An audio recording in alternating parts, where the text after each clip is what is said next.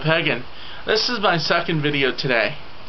Today I also want to talk about cerebral palsy.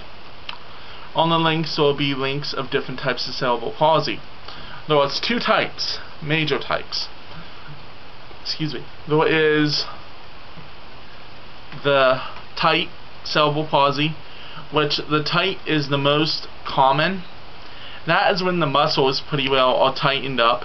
You would see a lot of people in wheelchairs with the wrist like this, or someone like the wrist all like bent in a lot of the time. That's from the cerebral palsy, and a lot of people with cerebral palsy are wheelchair bound. And I am so fortunate that I don't have the tight cerebral palsy. I have the loose. Now I'm going to talk more about the loose because I experience it, I've lived with it. I don't know much about the tight. I have a friend that has tight cerebral palsy, but we don't talk a lot. I mean, I don't see him a lot. So I don't really know as much about that as I do what I live with. So if you want to know more about the tight cerebral palsy, I will list links on the side about tight cerebral palsy. I know a lot of people don't like Wikipedia. I will list Wikipedia pages, but I will also list other pages for people that don't like Wikipedia. Anyhow, I was born with cerebral palsy. People are born with this. It is, from what I understand and been told, that it can be passed on, so it can be genetic. Now this could be untrue or true. I'm not 100% on this, but from what I've been told and stuff, it can be. I didn't really do research yet before I did this video, so I apologize on that. But I was pretty well born with it. With cerebral palsy, it gets worse over the years without physical therapy. All stuff you can do to lessen the pain. Yes, you do have pain with it a lot. For example, my back's been out. That's the cause of it. I sprained my ankles about I would say at least 5 times out of the year, and we're talking bad sprains just from walking around or moving the foot wrong. I have my left foot, which does not go in the whole way straight as my right foot does, which is a little bit of the cerebral palsy, tight kind, but the muscles are so tight in the foot that it stays to the side that's not straight. It's like this.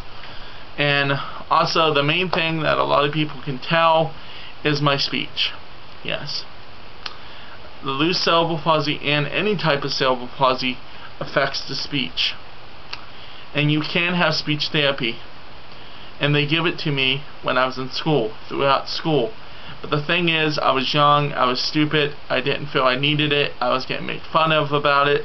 So I was like, I'm not going to go to it. And I kept skipping the classes for it and not doing the walk and all that. So it hurt me in the long run.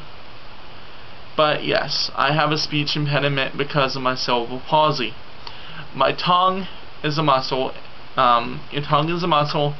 And in turn, that with my loose cerebral palsy, my tongue is very loose and cannot pronounce the letters and pronunciations as anyone else can. And my kitten snuck in the room, and that's why I'm holding the camera where she doesn't knock this one over and break it like she did the last one. But yeah, it does bite them with loose, but I would rather have loose cerebral palsy than I would tight and be wheelchair bound.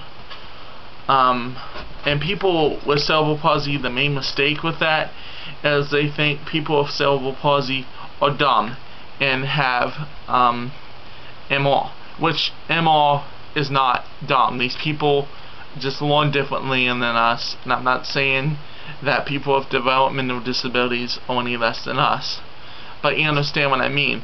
People think that people with cerebral palsy are dumb and don't understand things.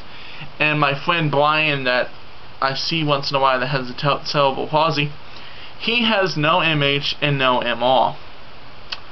And he went to college in Susquehanna University and got a degree in political science, which is great. If you don't know, Susquehanna University is a big school around where I live. It's a loyal school, a lot of loyals go there, and he finished. So if you have cerebral palsy, a person with cerebral palsy does not mean that they're going to be dumb and stupid.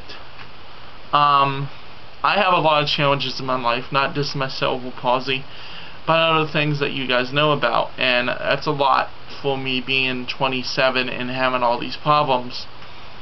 But I overcome my disabilities, and I see them as abilities. But I'm getting a little bit sidetracked. But with tight as well with loose sometimes, but mine's not as bad as my friends. Tight cerebral palsy, they tend to draw a lot, and that is why people think that for some reason, you know, that they're dumb. It's the muscles again, that cerebral palsy will attack all the muscles in a person's body, or either make them tight or loose. And not only do I sprain my ankles a lot, my lower back will continue to, and I go to a specialist, will continue to break down, will continue to get worse. And I had to go to him once a month to have my back checked, and I go to a chiropractor to get it set once a month. And that's a lot of money because insurance covers it, but still it builds up, and I would rather not say how much I make and how much it costs. But I need it.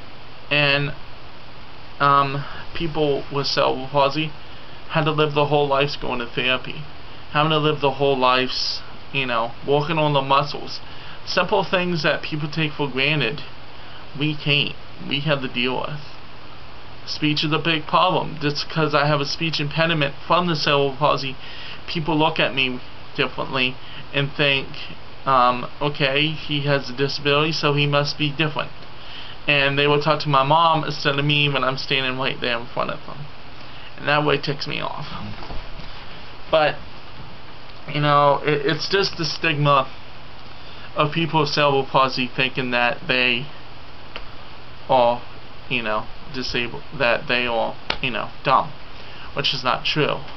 And I've said that like 3 times now. I just want to get that through you. And yes, I do have a speech impediment, and a lot of people with cerebral palsy do, like I said. But that's not who we are. You know, we are the person that we are. And if you have cerebral palsy and you're watching this, I'm doing this for all my, you know, people that have cerebral palsy. And please make a video response if you do or not on what you think about this subject. And if you think I did a good job or not. I try my best, okay? And that's the best that I can explain it, that we had to deal with a lot of muscle weakness or muscle tightness, a lot of injuries. We're prone to injuries because our muscles were either tight or weak. A lot of people with loose cerebral palsy like myself are prone to a lot of muscle injuries, sprains, not only, like I said, my ankles, my back, my shoulders, which is part of the back also, but my wrist also hurt a lot at the time. And we're also prone to some, a lot of us with the loose are actually prone to tendonitis a lot of the time with your wrist and your muscles. And like I said, I don't know about the tight, so I can't really say all of us, but most of us that I would say perhaps on both sides. So the only difference between basically tight cerebral palsy and loose cerebral palsy is the word itself, loose and tight. So I hope that you enjoyed this video, and may the goddess shine brightly down upon thee.